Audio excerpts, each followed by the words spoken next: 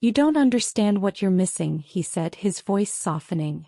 I could paint you, immortalize you. Don't you want to be remembered?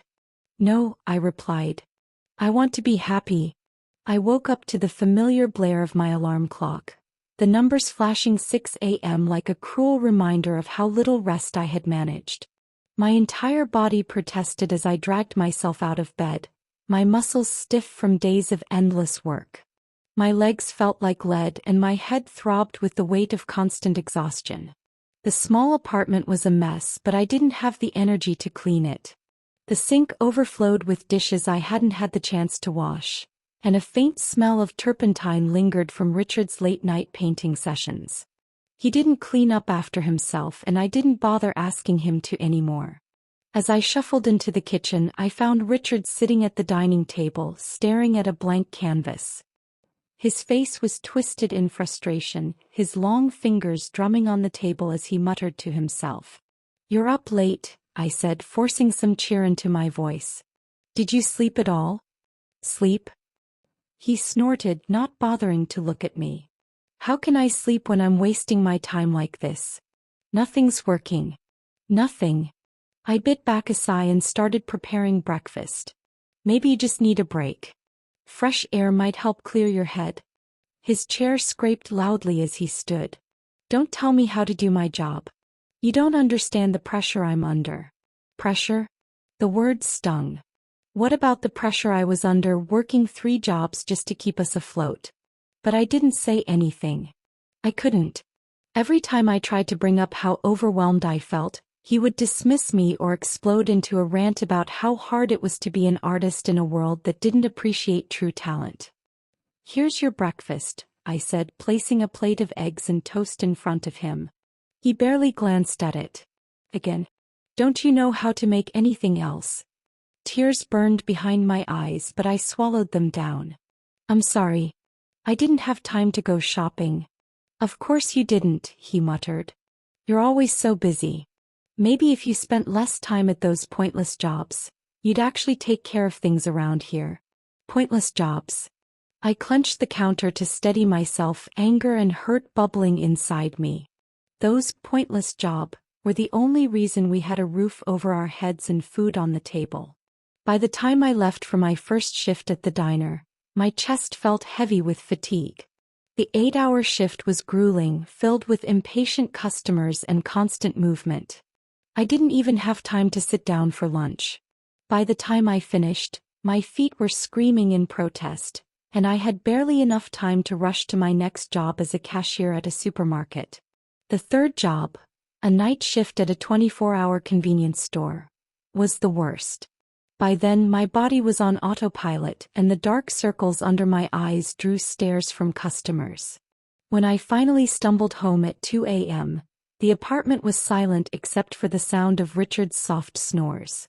He was sprawled on the couch, empty beer bottles scattered around him. I stared at him for a long moment, resentment mixing with a deep, aching sadness. One evening, after an especially brutal day, I mustered the courage to speak up. Richard, I said softly, sitting down beside him. I'm struggling. The long hours, the bills, cooking, cleaning, it's all too much. I need your help. He frowned, his gaze fixed on his phone. Help with what? You're managing, aren't you? Barely, I admitted, my voice trembling. I feel like I'm drowning. Drowning. He laughed bitterly. You think you're drowning? Try pouring your soul into something and having the world ignore it. You have no idea what that feels like. His words struck me like a blow. I know you're frustrated, but this isn't just about you.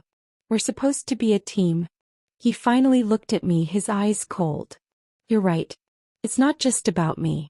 But maybe if you supported me more, I'd actually get somewhere with my art. I've done nothing but support you, I said, my voice breaking. I gave up so much to be with you, my family, my dream, and I'm trying. Stop guilt-tripping me, he snapped, standing abruptly. If you're so unhappy, maybe you shouldn't have married me. The silence that followed was deafening. He stormed out of the apartment, slamming the door behind him, leaving me alone with my shattered heart. The night I died was like any other. I was halfway through my second shift when a sharp pain shot through my chest.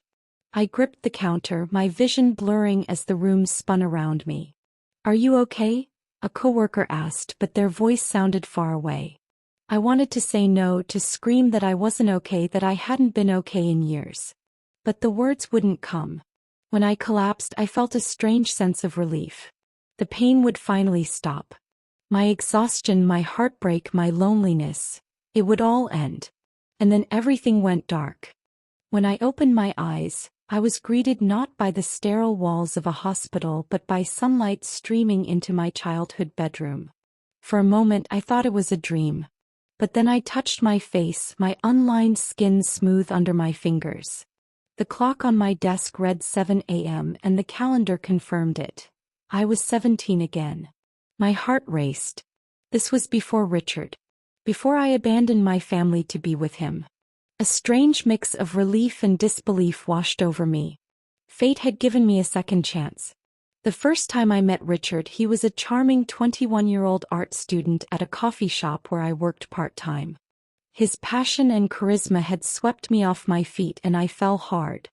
I had ignored every red flag that my family raised for me regarding Richard. His disdain for practical work, his volatile temper, his unwillingness to compromise. Back then, I thought I was fighting for love against my family. I thought it was me and Richard against the world. This time I wouldn't make the same mistake. "Hey," Richard said, flashing his crooked smile as he leaned against the counter. "Do you believe in muses? Because I think I just found mine." The old me would have blushed and stammered a reply. But now I knew better. "Sorry, I'm not interested." His smile faltered. "What? Don't you want to hear my art philosophy?" "No thanks. I'm busy," I said firmly, turning away. It wasn't easy to avoid him entirely. He showed up at the cafe regularly, trying to charm me, but I kept my distance. Without Richard in my life, I found myself gravitating back toward my family. My parents were delighted to have me around more, and I reconnected with old friends, including Ethan, the son of my parents' close friends. Ethan was everything Richard wasn't. Steady, kind, and hardworking. He was studying to become a veterinarian and had a gentle demeanor that put me at ease. "Do you want to go for a walk?" Ethan asked one evening during a family dinner. I hesitated, remembering the life I had left behind. But this was a new start and I wanted to embrace it. "Sure." We strolled through the neighborhood, talking about everything from childhood memories to future dreams. His laughter was infectious and I found myself smiling genuinely for the first time in years. Richard wasn't one to give up easily. One day he cornered me outside the cafe. "You've been avoiding me," he accused, his eyes flashing with frustration. "I've been busy," I said coolly, keeping my distance. "You don't understand what you're missing," he said, his voice softening. "I could paint you, immortalize you. Don't you want to be remembered?" "No," I replied. "I want to be happy." His face twisted with anger, but I didn't care. I walked away, leaving him and his empty promises behind. As the months passed, my relationship with Ethan deepened in ways that surprised me. At first, I had kept him at arm's length, wary of trusting someone so fully after the years of pain I had endured. But Ethan's quiet, steady presence gradually melted the walls I had built around my heart. He respected my boundaries and supported my dreams, encouraging me to pursue a degree in business administration, a dream I had abandoned in my previous life. Ethan had a way of making me feel seen in ways I hadn't realized I craved. When I vented about my struggles balancing work and school, he listened without interrupting or offering unsolicited advice.